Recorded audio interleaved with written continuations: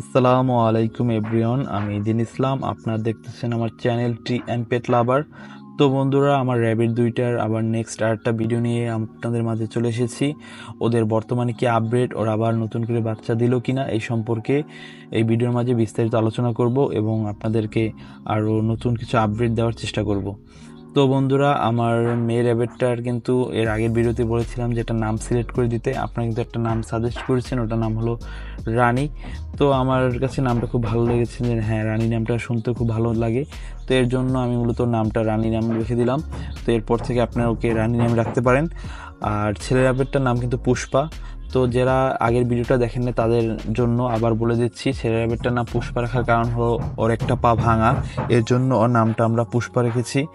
আর মেয়ের র্যাবিটটার নাম আপনারা রানী রাখতে বলেছেন দেখে ওর নামটা এখন থেকে রানী। তো বন্ধুরা, আমার র্যাবিটটা কিন্তু আবারও বাচ্চা দিয়ে ফেলেছে। তো এবার কিন্তু 4টা বাচ্চা দিয়েছে। তো এর ভিতরে 2টা বাচ্চা খুবই হেলদি এবং 2টা বাচ্চা একটু আনহেলদি হয়েছে। তো এটার কারণ আমি যেটা মনে করি, ও একবার বাচ্চা দেওয়ার অল্প কয়েকদিনের ভিতরে আবার বাচ্চা দিয়ে ফেলেছে, এর জন্য হয়তোবা 2টা বাচ্চা একটু আনহেলদি বাচ্চা হয়েছে। তো দেখি কি করা যায়, বাচ্চা 2টাকে আমরা টেক কেয়ার করে সুস্থ করতে পারি কিনা। তো এই ভিডিওটা হচ্ছে আজকে আমি মূলত যেদিনকার বাচ্চা দিয়েছি সেদিনকার রাতের ভিডিও। তো পরের দিন মূলত বাচ্চা কি অবস্থা সে সম্পর্কে আমি মূলত এই ভিডিওর মাঝেই বলবো। তো আমি কিন্তু মূলত বাচ্চার যে হাড়ির ভিতরে হাত দিব, এটা কিন্তু আমার খুব ভয় লাগতেছিল। আমি হাত দিতেছিলাম আর হাত বের করে ফেলতেছিলাম। এর জন্য আমি আম্মুকে ডাকতেছিলাম যে আম্মু তুমি এসে একটু একবার দেখো যে বাচ্চার কি অবস্থা।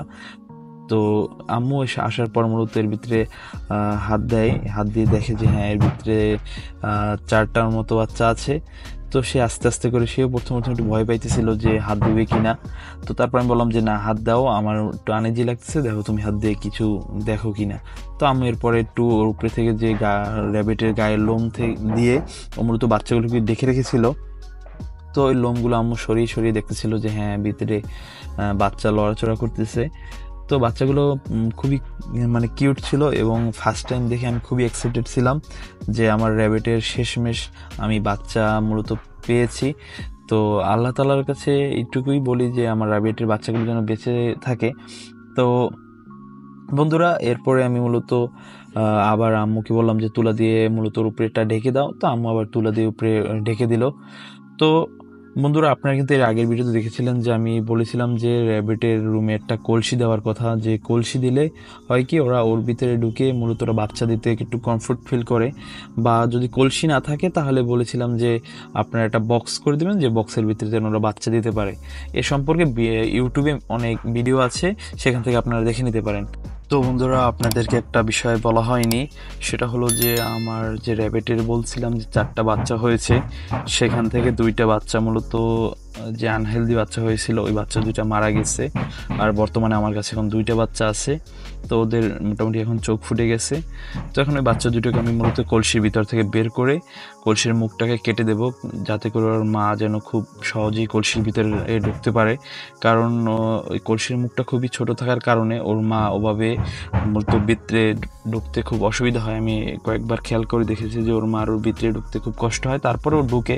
বাট এর জন্য চিন্তা করলাম যে কলসির মুখটাকে আমি কেটে দিই, যাতে করে যেন খুব সহজেই কলসির ভিতরে প্রবেশ করতে পারে।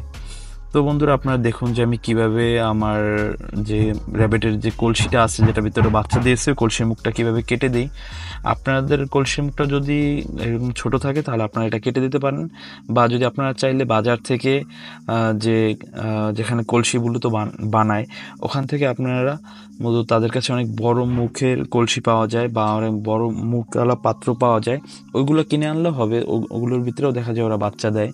তো এখন আপনাদের কাছে যেটা বেটার অপশন মনে হয় আপনারা সেটা করতে পারেন। তো আমার কাছে যদি জিজ্ঞেস করেন যে আপনার কাছে কোনটা বেটার অপশন মনে হয়, তো আমি মনে করি যে কলসি থেকে মনে হয় বক্সে করলেই মনে হয় বেটার হয়। তো তারপরে আপনাদের ওখানে যেটা আপনারা ম্যানেজ করতে পারবেন আপনারা সেটা দিয়ে করতে পারেন।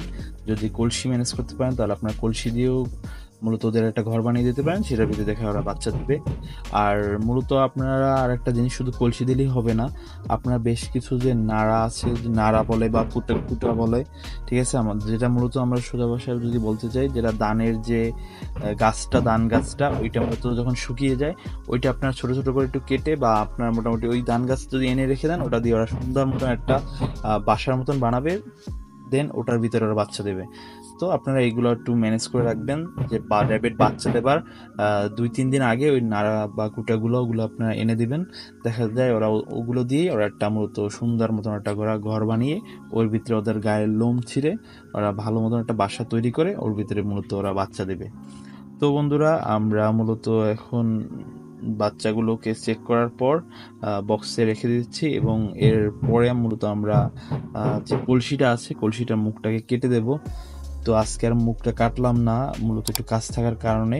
তো আমরা মূলত দেন এই ভিডিওর মাঝে আপনাদেরকে দেখাবো যে আমরা কলসির মুখটাকে কেটে দিচ্ছি। তো আপনারা আমাদের সাথে থাকুন এবং ভিডিওটা এনজয় করতে থাকুন।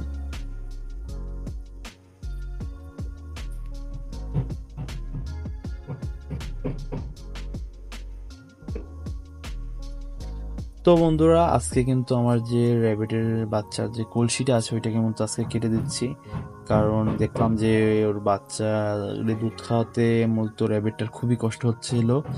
আর এর জন্য চিন্তা করলাম যে না, কলসির মুখটা আমরা ভালো করে কেটেই দিই। তো বন্ধুরা আপনারা দেখুন যে আমি কিভাবে কলসির মুখটা কাটতেছি, আশা করি আপনারা আমাদের সাথেই থাকবেন।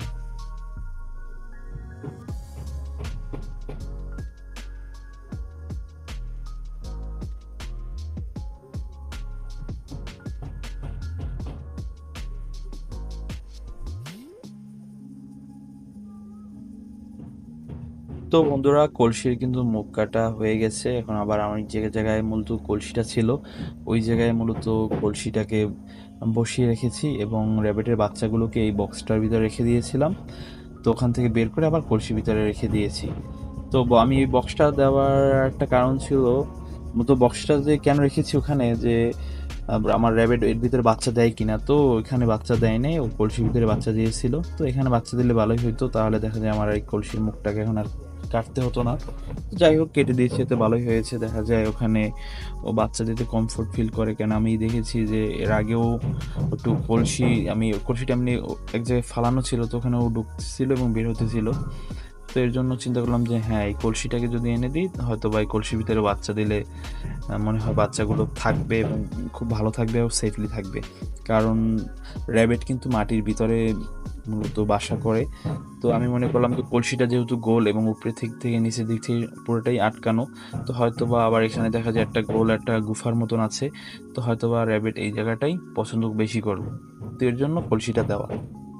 তো বন্ধুরা আমার কিন্তু র্যাবিটের বাচ্চাগুলো দেখতে দেখতে অনেকটাই বড় হয়ে গেছে এবং আল্লাহ তাআলার অসীম রহমতে আমার বাচ্চাগুলো কিন্তু খুবই সুস্থ আছে। তো বন্ধুরা যারা এতক্ষণ পর্যন্ত আমাদের ভিডিওটা দেখতেছিলেন, তো বন্ধুরা আপনাদের একটাই অনুরোধ, আমার চ্যানেলটাকে সাবস্ক্রাইব করে দেবেন এবং পাশে থাকা বেল আইকনটিকে ক্লিক করে দেবেন, যাতে করে আমার সকল ভিডিও আপনাদের কাছে সবার আগে সবসময় পৌঁছে যায়। এবং এই ছোট্ট ভাইটিকে একটু সাপোর্ট করবেন, যাতে করে আপনাদের মাঝে যেন আরও ভালো ভালো ভিডিও নিয়ে আসতে পারি এবং যেন আপনাদেরকে অনেক শিক্ষণীয় অনেক কথা বলতে পারি। আর বন্ধু রমজান মাস বর্তমানে চলতেছে, তো রমজান মাস থাকার কারণে আমার একটু কথা বলতে একটু কষ্ট হচ্ছে। এর জন্য যদি কোনো ভুল ত্রুটি হয়ে থাকে দয়া করে ছোট্ট ভাই হিসাবে ক্ষমার দৃষ্টি দেখবেন।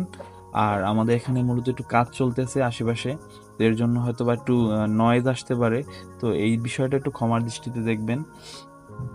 আর ফার্স্ট টাইম হওয়ার কারণে আমার হয়তো বা টুকটাক অনেক ভুল হচ্ছে, আশা করি এই ভুলগুলোকে আপনারা ক্ষমার দৃষ্টিতে দেখবেন।